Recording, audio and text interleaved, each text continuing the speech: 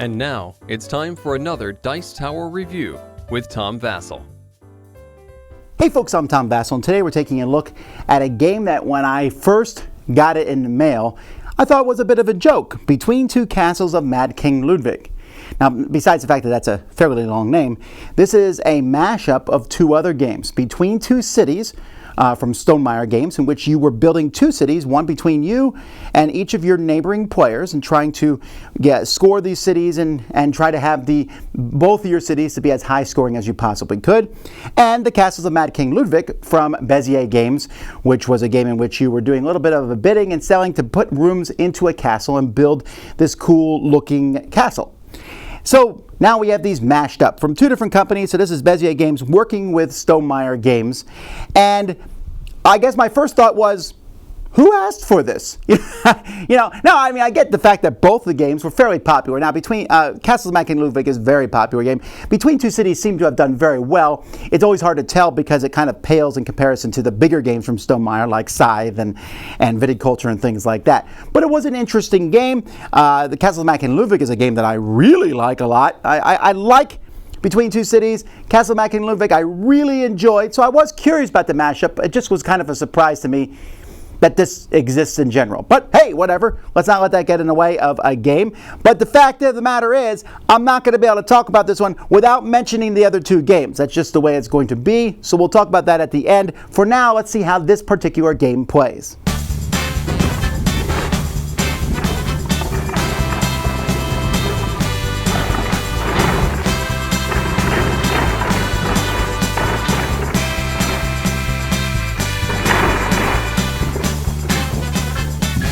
All right, so you're going to use these trays that come in the box. You're having a middle table between everybody. You're going to have a castle in between each person. So you'll use a little wooden piece. Each of the little wooden pieces is different looking. And you'll put those between the players. That's the castle that you're building. So if I'm sitting with Mary on this side and Susan on this side, this castle is mine and Mary's castle, this castle is mine and Susan's castle. At the end of the game, you're going to find a score for each castle. And the lower castle that you have is your score, the one that scores fewer points. That's your final score. Obviously, that will end in a tie, so then you will then compare your other castle, and whoever has the highest score is the winner. Each castle starts with a big throne room here, so you're looking at the castles from the side. And each round of the game, there's going to be 2 rounds of games, each player is going to get a handful of 9 tiles. You're going to look at these tiles, and you're going to be picking 2 of them. And then everyone will reveal them at the same time, and you will decide which of the tiles, and you can talk to the people next to you, which tile will go into which castle. So you can decide that back and forth, but you have to put one in the castle to your right and one in the castle to your left. Once you do that, you'll pass the pile of tiles around, and you'll keep doing this till 8 tiles are placed. You'll then draw another stack and do the same thing, and then you'll score. Now, the tiles can be placed pretty much anywhere in your castle with normal building rules. So this throne room here is on the ground floor. So if I have, for example, this blanket room, I could put it on top of that room, or I could put it here. I can't have it kind of just floating in midair. That's not possible. You have to have something to support it. So maybe after I do that, later on I could put a vestibule up here and maybe a sitting room on top of that. You can put stuff kind of where you want, following normal building fashion. Some exceptions to that: outside rooms which have a blue border. Once you put one of them there, you can no longer have anything on top of those. You need to have the sun into those. Then there's downstairs rooms like this Venus grotto here. Those go underneath. And so you basically are building a basement of sorts. And then there's some foyers or vestibules type things, and like this hall of sculptures, and these can go below or above in various places. And so that's kind of how placement works. Now, scoring is another thing completely. Each tile is going to score a little bit differently. Like I said, each castle has a throne room, and those throne rooms are going to score points. It will show you very specific locations. So if you look here closely, you'll see that this one here will score for these 2 types of room if they're in those specific spots.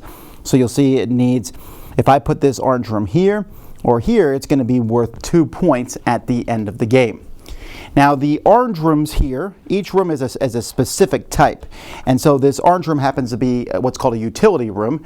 And these are going to score. This gives you 1 for each other connected utility room. So if I have another utility room that's connected to it, or even in a group that's connected to other rooms that are connected to it, I'm going to get 1 point for each one. This one here gets 1 point for each connected throne room type thing. So this is pretty useful because they're going to be giving each other points as I place them. Other rooms that are in the castle, there are food rooms. Food rooms are going to give you points for things that are basically next to them. So this food room would give me points, 2 points for each downstairs room that's underneath it. The downstairs rooms, for example, the hole here, would give me 1 point for every sleeping room that's in a straight line above it. So these below 4s are going to be giving you points for things that are up farther above it. So let's say this sleeping room is up here. This is the rabbit room. That room is going to give me 4 points if I have one of every type of color tile in the castle. Otherwise, it's just simply worth 1 point. I already mentioned these outside rooms. This is a corridor. This corridor here gives me 1 point for each swords attached to it. You'll notice that each of these is a certain type of room, but they also have a symbol on them. So this one here has a swords on it. So this will give me 1 point for each swords that's directly adjacent to it, diagonally or not. Here's the outside room. This is a vineyard. These give you 1 point for each something else. So this gives me 1 point for every one of these purple rooms that's in the castle, the living rooms. And then the living rooms are going to give you, this one here, for example, the sitting room is going to give you 2 points for each outside tile that's connected to it in those different spots. So you can see most of the tiles here are going to be giving you points for things that are connected to them. A few give you points for things that are somewhere in the castle. And they all have slightly different things, but they're all the same way. So for example, if I get this puppy room and a blanket room, these are 2 other sleeping rooms, they pretty much do the same thing. They're 4 points if you have all the different colors in the castle, and 1 point if not. And if I have other sleeping rooms, other food rooms, for example, they're all about having things next to them. So this one here will give me points if I have corridors above and below it. This one here gives me points if I have the living rooms to the right or to the left of it. And so players are placing these tiles out, trying to place them in a place to get the maximum number of points. If you place the third of a type out, so if I put, for example, a third food tile in this castle, then you get a bonus. Each time you place a third tile, you get a bonus, and there's a little card included to tell you what those bonuses are. So when I place the third food tile, I get to draw 5 tiles from the tray and put one of them out.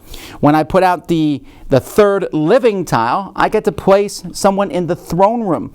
And so there are different guards, and I can pick one of these guards here, and they will just give you points. Like this one here gives me 1 point for every one of those squares in the castle. Or maybe this guard here gives me 1 point for every sword in the castle. And you can see that as you place these, there's a spot for 2 of them in the castle. You can place them just like that. It kind of looks neat from a aesthetic thing. When I do the utility, the third utility room, the bonus there is I get to draw some bonus cards and keep one of them. And these bonus cards will just count towards a castle. This one gives 2 points for every sleeping room. This one gives 2 points for every 3 of the same room that you have. Outside rooms, if I build a third one of those, I get a fountain. That's what this yellow tray is for. You're going to be able to take the tiles from here and add them. And this fountain, for example, is just 5 points. It's an outside room that's worth 5 points and also has a shield on it. The sleeping room lets you build a tower. Towers are great because you're going to put them, and this will give you 1 point for every tile underneath it. So you want to put this at as high of a stack as you possibly can. And if I place my third corridor, I get a grand foyer. And that is basically a foyer, but it's just going to give me 1 point for every tile that's next to it. And then if I build my third downstairs room, I can pick any of these bonuses here.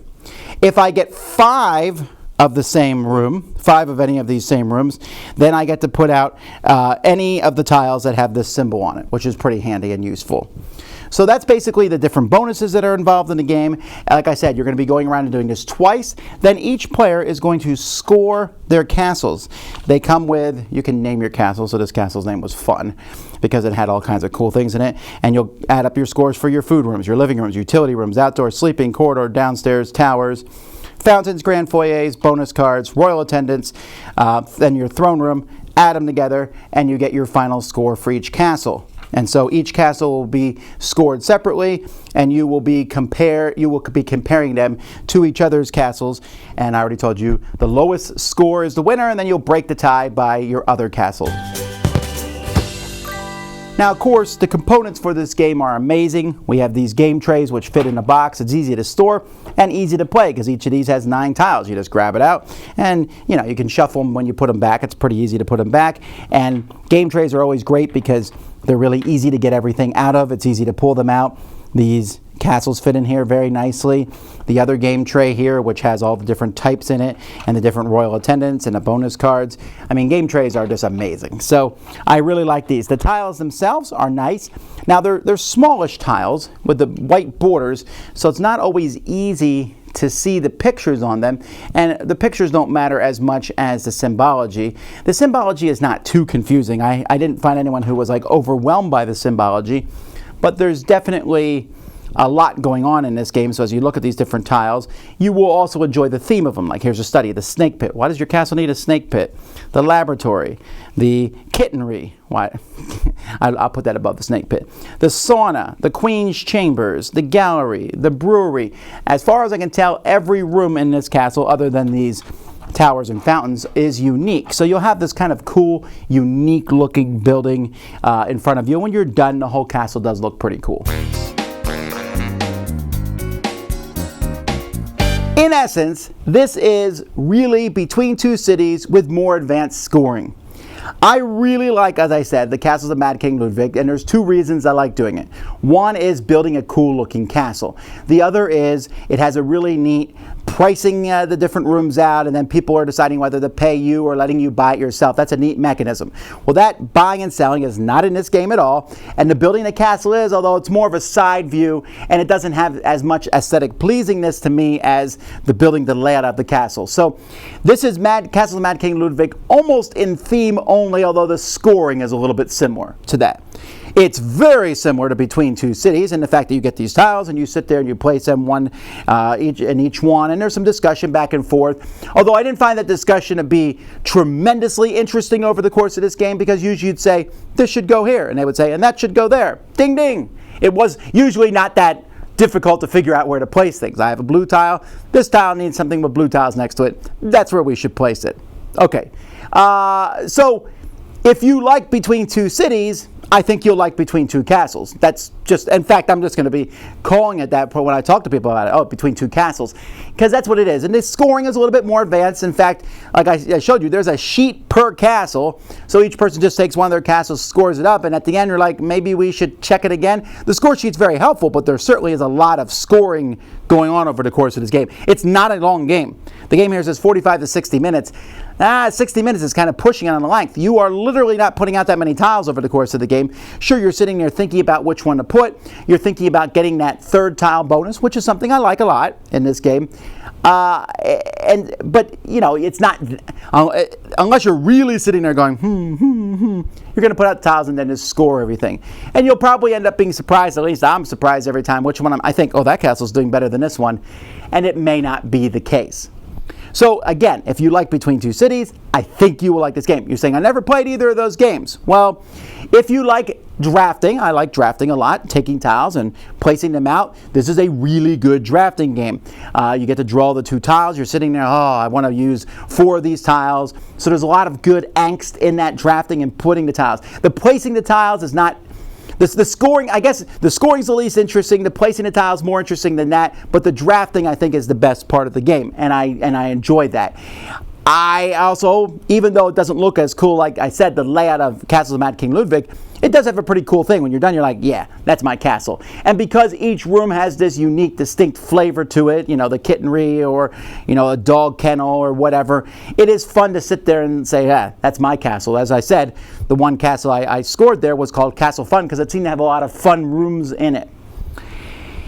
I don't know that I might not like the game as much, and this just might be me, if I built my own castle.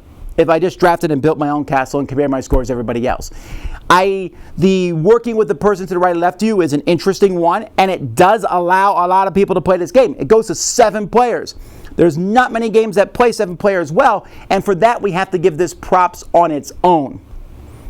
So what are my final thoughts here? I like it. I think it looks fantastic. I think the components are great. The artwork is good. It's based on 2 extremely good games. I'm not sure that it's better than both those games. In fact, I think Castle Mad King Ludwig is better than this one. And I think this is the same as Between Two Cities, except Between Two Cities did not look that good. This one looks better. And I think the scoring's more interesting in this one. So this kind of kills Between Two Cities. I'd rather play this one any day. With the exception that Between Two Cities, it's easier to score. This one, there's a lot more going on. I don't know that you need to have both of those games, though. And I also think that the Castle of Mad King Ludwig, I think that name is starting to be diluted because there's now 3 different games with that name in it, and they all play kind of similar but also fairly different, and I think that's going to be confusing for people. But let's just take a look at this one. Do you like drafting? Do you like tile laying and trying to score points and building up a castle? If you do, you will enjoy this one because I like all those and I enjoyed it. I don't think it's amazing. I think it's just a good, solid, decent game.